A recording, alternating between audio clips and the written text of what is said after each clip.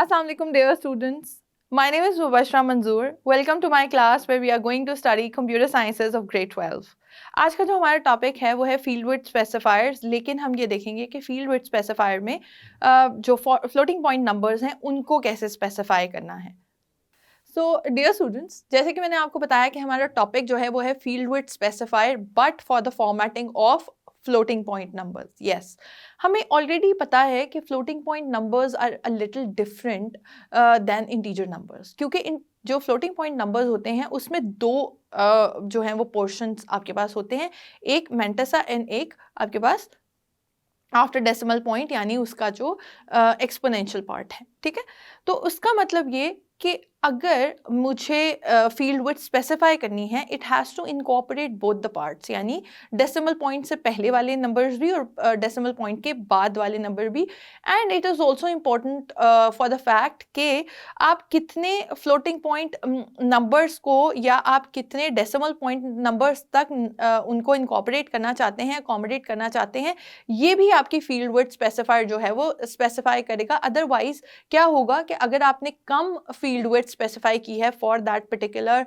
Portion of the value, तो क्या होगा कि उससे आगे वाली वैल्यू जो है वो ट्रंकेट हो जाएगी। फॉर एग्जांपल कि मेरे पास अगर 3.1914 है, ठीक है, तो अगर मैं कहती हूँ कि मेरे पास जो डेसिमल पॉइंट है, I am only accepting number up to 2 decimal points, तो इसके बाद तो डेसिमल पॉइंट के बाद 5 नंबर थे, विच मीन्स कि वो ट्रंकेट हो जाएंगे, सिर्फ 2 ही ऐसे होंगे जो अकोमोडेट होंगे if I have only specified that much by my field width specifier. तो अब हम चलते हैं व्हाइट बोर्ड की तरफ और थोड़ी सी इसकी डिटेल्स देखते हैं by using some examples. Chapter 10 lecture 10.4। So students, जैसे कि हम बात कर रहे थे फील्ड विड्थ स्पेसिफायर्स की, और फील्ड विड्थ स्पेसिफायर्स में हम फर्दर बात कर रहे हैं formatting of floating point numbers के। फ्लोटिंग पॉइंट नंबर्स को अगर हम डील कर रहे हैं तो उसमें मैंने आपको बताया कि एक फर्स्ट हाफ है जिसके अंदर जो आपकी डेसिमल पॉइंट से पहले वाली वैल्यू है, और डेसिमल पॉइंट के बाद जो आपके डेसिमल पॉइंट्स हैं उनकी भी कुछ फील्ड विड्थ है जो कि इनकॉर्पोरेट होगी into the overall field width. तो इसका अगर आप कुछ फॉर्मेट देखें तो वो इस तरह का बनेगा, यानी परसेंटेज साइन m.n और फिर उसके बाद f का साइन। f साइन क्यों? परसेंटेज साइन इसलिए क्योंकि परसेंटेज साइन से ही हमारा फील्ड विड्थ स्पेसिफायर या फॉर्मेट स्पेसिफायर जो है वो स्टार्ट होता है। आप लोगों ने ऑलरेडी देखा कि हम हमेशा जो फॉर्मेट स्पेसिफायर है, this is the format specifier, right, we call it format specifier, जो कि डेटा टाइप को स्पेसिफाई कर रहा होता है। उसी के दरमियान में हम क्या कर देते हैं, कुछ पोर्शन डेडिकेट कर देते हैं फॉर फील्ड विड्थ स्पेसिफायर।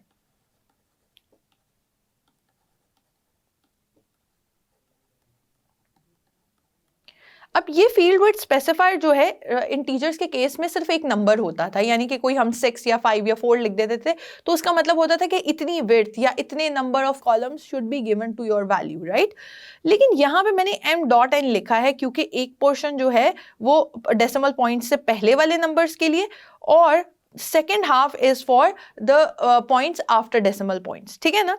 तो इसका मतलब है m को हम सेपरेटली डिफाइन करेंगे और n को सेपरेटली डिफाइन करेंगे। अब यहाँ पे m और n का सेपरेट मतलब क्या है कि अगर मैं लिखती हूँ m, दैट मीन्स कि m का मतलब है कि आप मेंशन करेंगे या स्पेसिफाई करेंगे कि जो डेसिमल पॉइंट से पहले वैल्यू है उसको आपने कितनी फील्ड विड्थ असाइन की है, फील्ड विड्थ ऑफ नंबर या वैल्यू, ठीक है। और n जो होगा that will be number of decimal places, कि आप कितनी नंबर ऑफ डेसिमल प्लेसेस को अकोमोडेट कर रहे हैं, राइट। अब इसमें मैं एक नंबर लिखती हूं, अगेन एक नंबर है विच इज 25.41। अब अगर ये नंबर है दैट मीन्स कि इसकी ओरिजिनल जो लेंथ है या फॉर्मेट स्पेसिफाई विड्थ है वो क्या है, 1 2 3। Yes, decimal point will also be a character, तो वो भी एक स्पेस या एक कॉलम लेगा, तो इसीलिए इसकी ओरिजिनल जो लेंथ है वो क्या होगी, 2 decimal places dot 2, राइट इसका मतलब ये है कि अप टू 2 डेसिमल प्लेसेस तक आपकी जो वैल्यू है आफ्टर डेसिमल पॉइंट्स वो इनकॉर्पोरेट हो रही है, और 2 ही जो उसकी फील्ड विड्थ है वो बिफोर डेसिमल पॉइंट्स है। ठीक है ना, आपने बिफोर डेसिमल पॉइंट डिजिट्स और आफ्टर डेसिमल पॉइंट दोनों डिजिट्स को अकोमोडेट कर लिया। राइट इसी तरह अगर मैं आपको कुछ और एग्जांपल्स बताऊं, इसी तरह अगर मैं कुछ और एग्जांपल्स लिखती हूँ और आप मुझे बताएं कि उसकी जो फील्ड विड्थ है वो क्या होगी। फर्स्ट एग्जांपल इज 15.245, इसकी आप मुझे बताएं कि फील्ड विड्थ क्या होगी, और सेकंड की भी ये बताएं कि 0.12 अगर है तो इसकी फील्ड विड्थ क्या होगी।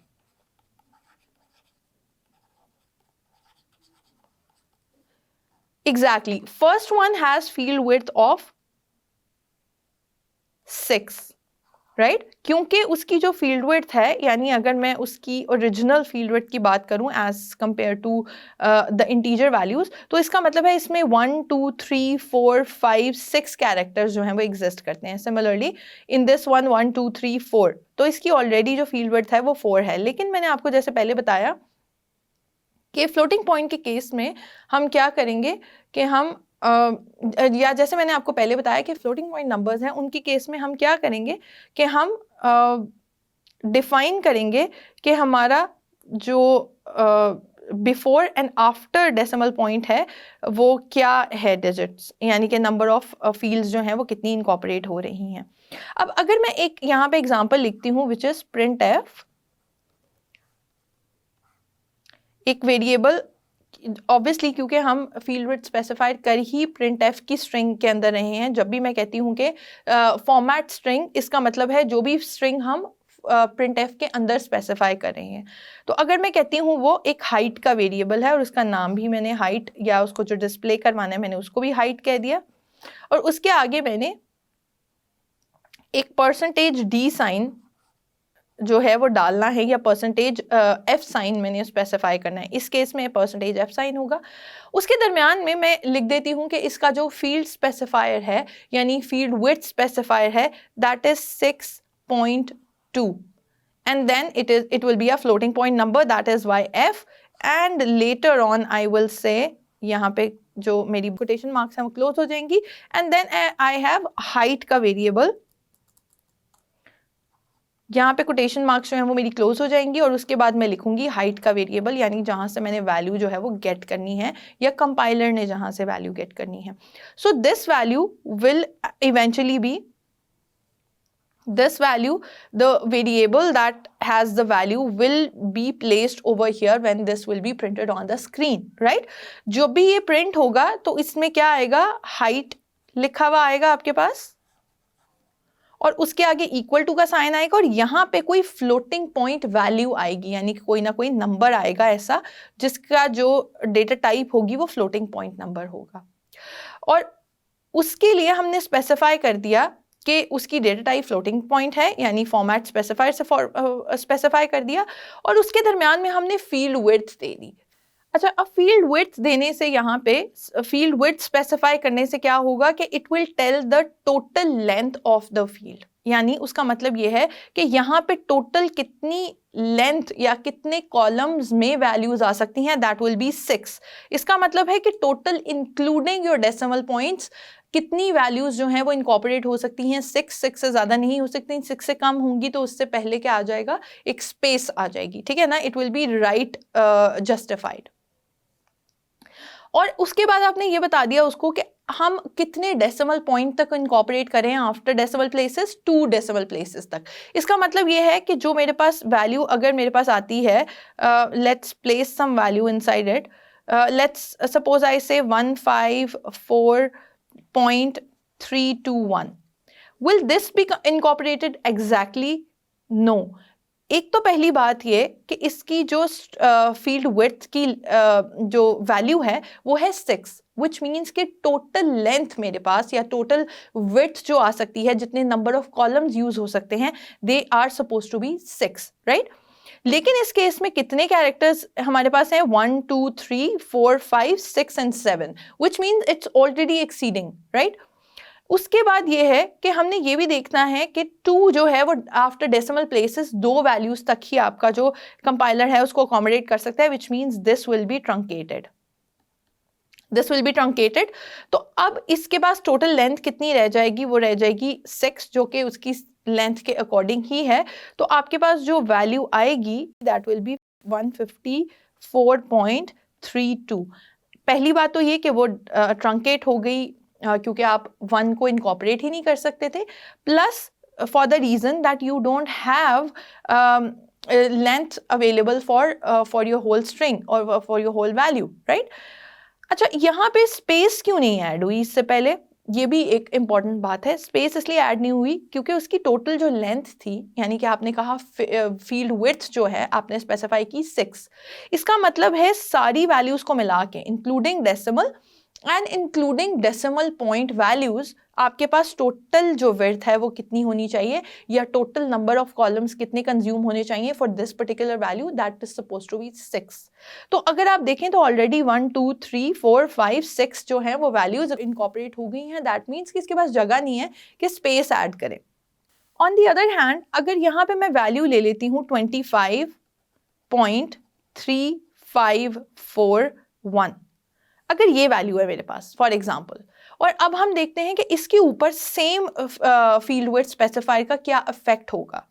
तो उसके लिए अगर मैं आपको बताऊं, पहली बात तो सबसे ये कि आपके पास फील्ड विड्थ कितनी गिवन है, 6। हमारे पास कैरेक्टर्स कितने हैं, 1 2 3 4 5 6 7। अगेन हमारी जो लेंथ है या हमारी जो विड्थ है वो एक्सीड कर रही है, but it may be done और it may be adjusted when we are going to adjust the decimal places। तो decimal places देखते हैं, इसका मतलब ये है कि ये दोनों तो वैसे ही ट्रंकेट हो जाएंगे हमारे पास, ये दोनों तो हमारे पास हो ही नहीं सकते इनकॉर्पोरेट, क्योंकि we are only taking up to 2 decimal point numbers, right. तो इसका मतलब है 25.35 जो है वो तो हमारे पास पहले ही आ जाएगा।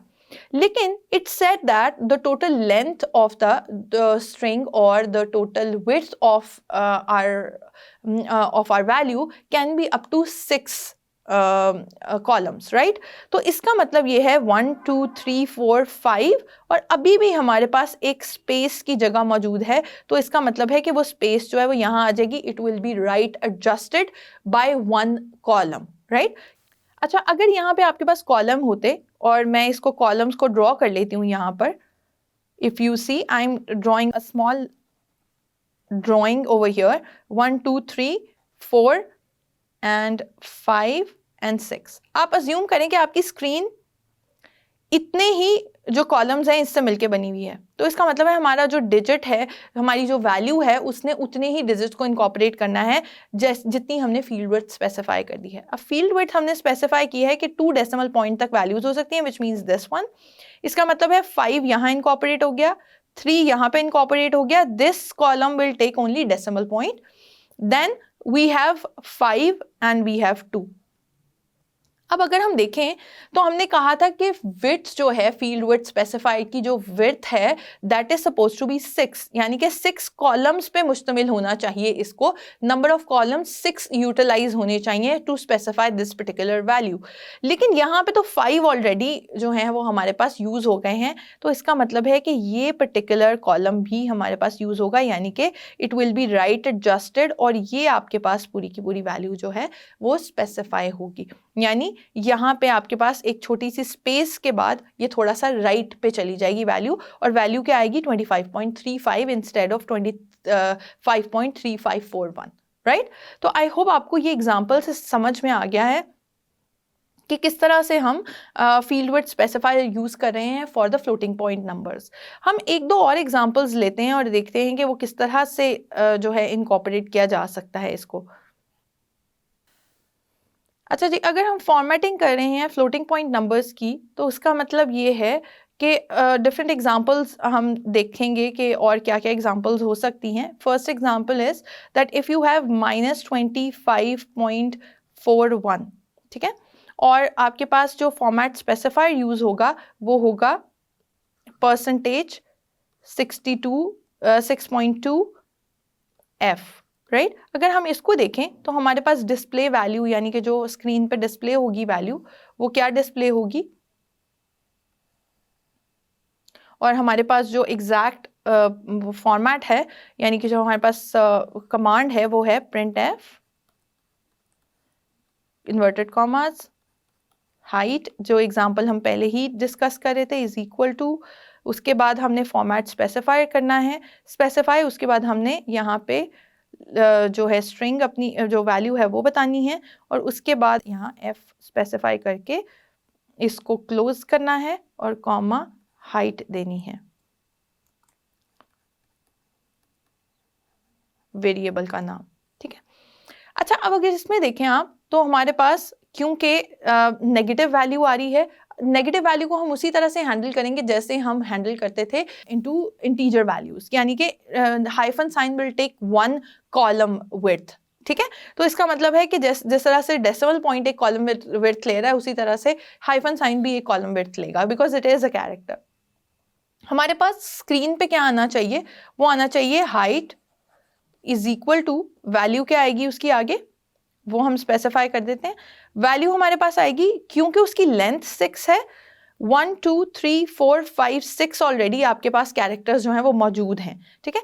And you have to specify it up to 2 decimal points, तो इसका मतलब है ये एज इट इज डिस्प्ले हो जाएगी -25.41, क्योंकि उसकी total length, overall length is 6, और जो आपके डेसिमल पॉइंट्स के बाद वैल्यूज इनकॉर्पोरेट हो रही हैं वो भी कितनी हैं, 2 डेसिमल पॉइंट्स तक ही हैं, विच means that it is a manageable value for the compiler, और वो एज इट इज़ ही होगी, ना तो उसके अंदर आपने देखा कि कोई एडजस्टमेंट हुई है, ना ही जस्टिफाइड राइट हुआ है, बल्कि क्या हुआ है, वैल्यू एज इट इज़ जो है वो इनकॉर्पोरेट हो गई।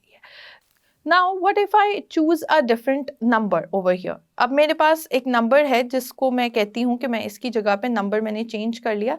सेकेंड एग्जाम्पल में अगेन हमारे पास जो मैं स्क्रीन है वो यही यूज़ कर रही हूँ, और सेकेंड एग्जाम्पल में हम क्या करते हैं कि मैंने चूज़ कर लिया कि मेरे पास वैल्यू क्या होगी 3.14159, this is the value that I have, और मेरे पास जो स्पेसिफाई है दैट इज 5.2f, ठीक है।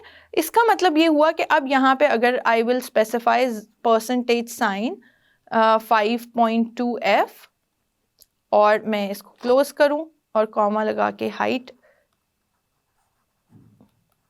तो अब मेरे पास यहाँ पे क्या आना चाहिए, स्क्रीन पे डिस्प्ले क्या होगा, हाइट वेरिएबल का नाम is equal to sign, and now what should be displayed as exactly, display क्या होना चाहिए, पहली बात तो ये कि इसकी total length should not exceed then greater than 5, right. जो उसकी विड्थ है, स्पेसिफाइड विड्थ, टोटल जो आपकी वैल्यू है उसी की लेंथ जो है वो 5 है, ठीक है, विच मीन्स कि including decimal point and before decimal point values, ठीक है।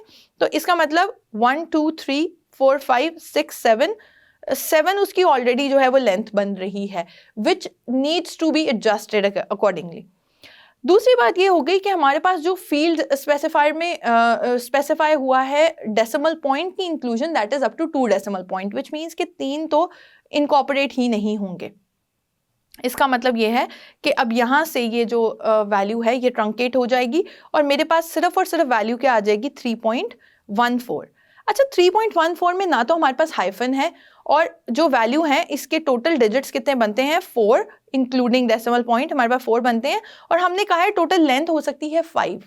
तो अब क्या होगा, it will be adjusted, exactly it will be adjusted, it will be justified to the right 1 place, क्योंकि 6 जो स्पेसिफाइड विड्थ है 5 स्पेसिफाइड विड्थ है उसको आपने जस्टिफाई करना है, ठीक है। तो इसका मतलब है एक स्पेस आएगी, ये जब मैं बार लगाती हूँ उसके नीचे उसका मतलब सिर्फ स्पेस है, जस्ट टू स्पेसिफाई कि वो स्पेस है, और फिर उसमें आएगा 3.14, क्योंकि सिर्फ आप 2 डेसिमल पॉइंट्स तक ही इनकॉर्पोरेट कर सकते थे और टोटल कैरेक्टर्स देखें 1 2 3 4 एंड 5 इंक्लूडिंग स्पेसेस, ठीक है। तो इसका मतलब है आपको ये स्क्रीन पे इस तरह से नजर आएगा। एक और बहुत इंपॉर्टेंट बात है जो इसी एग्जाम्पल के थ्रू हम कंटिन्यू कर सकते हैं और वो ये है, फॉर एग्जाम्पल मैं एक और एग्जाम्पल ले लेती हूँ जिसमें मेरे पास जो वैल्यू है दैट इज 3.14512 अब मेरे पास सेम लेंथ है और सिमिलर वैल्यू है, नॉट द सेम एग्जैक्टली, ठीक है। यहाँ पे डिफरेंस क्या आएगा when I have to display it on the screen? There will be some difference, जो कि मैथमेटिकल डिफरेंस ही है, यानी कि मैथमेटिकल वे में ही वो एक तरह से आपका जो मैथमेटिकल रूल ही है जो अप्लाई होना चाहिए यहाँ पर जब हम ट्रंकेट करेंगे। जब हम ट्रंकेट कर रहे हैं, इससे पहले आपने देखा कि मैंने सिंपल 3 डिजिट्स को ट्रंकेट कर दिया, लेकिन हमने देखा है कि हम डेसिमल पॉइंट्स को इस तरह से ट्रंकेट नहीं करते मैथमेटिक्स में। क्या होता है इस केस में, अगर आप देखें, अगर आपका जो फील्ड स्पेसिफायर है वो अभी भी 5.2f है, तो इसका मतलब ये है कि अब मुझे 2 डेसिमल पॉइंट्स तक ही जो वैल्यूज हैं वो लेनी है, ठीक है। इसका मतलब ये हुआ कि मेरे पास हाइट लिखा जाएगा यहाँ पे इज इक्वल टू का साइन, अगेन स्पेस आएगी, उसके आगे वैल्यू क्या आएगी, क्योंकि मैंने 3 वैल्यूज को तो एलिमिनेट कर देना है या कंपाइलर ने उसको ट्रंकेट कर देना है। But now it is different than the example above, क्योंकि अगर आप डेसिमल पॉइंट्स के बाद नंबर्स देखते हैं और आप उसे राउंड ऑफ करने की कोशिश करते हैं, तो राउंड ऑफ के केस में क्या होता है, जिस डेसिमल पॉइंट को मैं एलिमिनेट करना चाह रही हूँ that should be less than 5। अगर वो 5 या 5 से ग्रेटर देन होता है तो आप क्या करते हैं, उससे प्रीवियस जो लेटर होता है, उससे प्रीवियस जो डिजिट होता है, उसके अंदर आप 1 प्लस कर देते हैं और फिर आप उसको एलिमिनेट करते हैं in order to round off the value.